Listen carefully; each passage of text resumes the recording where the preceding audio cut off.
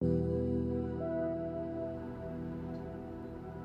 and Ale was a nice restaurant on this side of town. I took my wife on dates to Steak and Ale. Decent food, not to mention an opportunity for employment. And now people who are desperate go there to get economically exploited and preyed upon.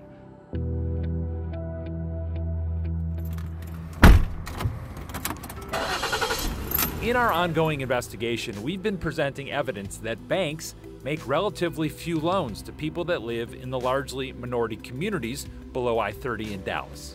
But it turns out that some banks are quietly making some big loans in these same neighborhoods, just not the kind you'd expect, and maybe the kind they wouldn't want you to know about. Work was real scary. I was working from a temp agency to temp agency, and there was a couple of times I just couldn't meet rent. And so I would have to, get a payday loan just to pay rent. Leon Cox knew he needed $500. What he didn't know was how dearly it would cost him. With a payday loan, it's never really worth it because you'll get $500 and end up paying, anywhere maybe $1,500 back. Were you surprised by how much you had to pay for that $500? Of course.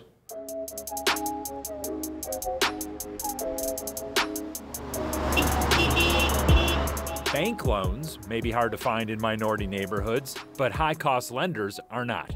Records show below I-30 in Dallas, there are 88 storefront locations.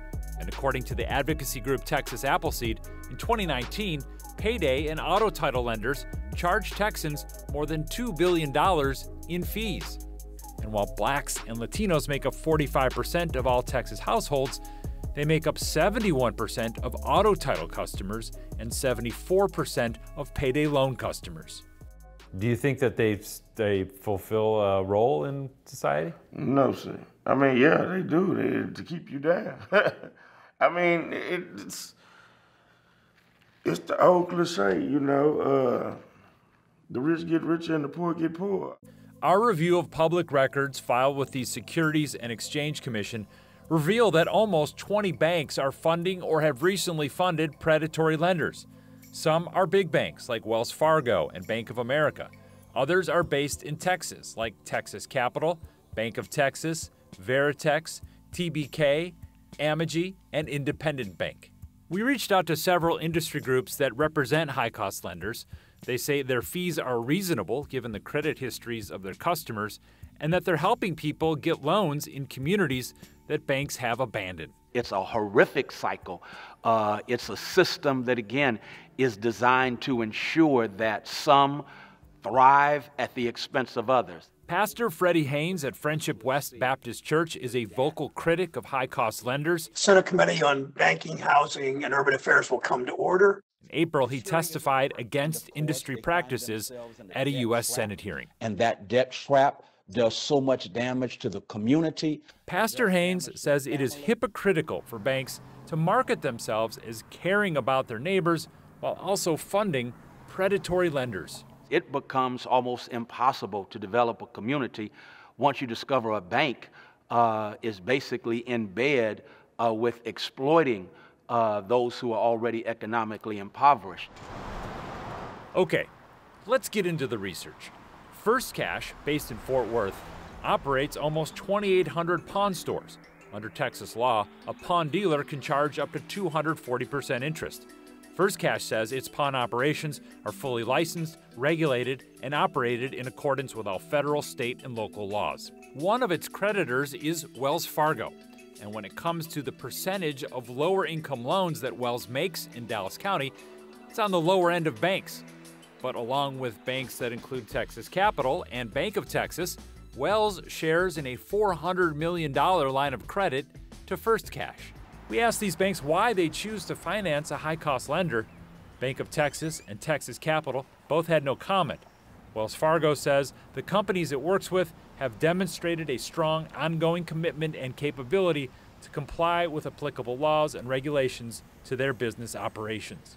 It sounds like Wells Fargo continues to be the largest player in this space. What's their history? Wells Fargo has a pretty long history of being a creditor to payday and auto title lenders. Ann Bedour with the advocacy group Texas Appleseed is an advocate for fair lending practices. It's objectionable to me personally. You know, I can't, it's like I said, it's illegal. I can't tell them to not do it, but it's about the values and building communities.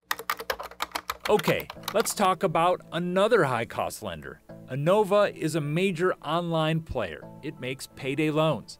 And in this disclosure to the state of Texas, Enova documents annual percentage rates of 409 to 664%. And who helps finance Enova's operations? Well, in part, Veritex Bank and TBK Bank, both based in Dallas. TBK at $35 million and Veritex at $20. We asked these banks why they choose to finance a high-cost lender. Veritex Bank had no comment. TBK Bank responded that it does ensure that our customers' business activities comply with the law. And in a statement from Enova, that company said its online services reach people and businesses all over the U.S., including places where banks no longer have branches. And now one more company, World Finance. It has 1,200 storefront offices, and World offers installment loans, which, under Texas law, carry 80 to 113% interest plus fees and charges. World's operations are financed in part by Wells Fargo, with a commitment as high as $200 million, and Texas Capital at up to $30 million. In many ways, we wouldn't even be having these conversations about payday loans if financial institutions hadn't so long ago abandoned a lot of communities. She's saying that predatory lending echoes back to an older problem called redlining, where banks refuse to lend in minority neighborhoods. The Community Reinvestment Act is a law meant to repair that damage.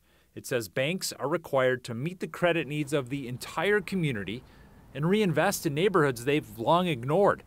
But Pastor Haynes says when banks finance predatory lenders, they violate the spirit of that law. I think it's time for banking regulators to step up and say we're serious about this issue and we want to ensure that justice in banking is a norm. So I think it's not just time, it's past time.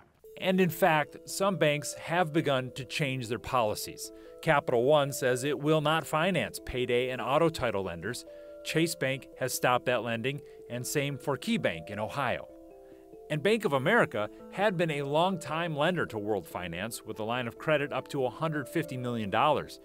However, the bank says it terminated that relationship last year. Bank of America now also offers a new product called Balance Assist. For a $5 fee, existing customers can borrow up to $500.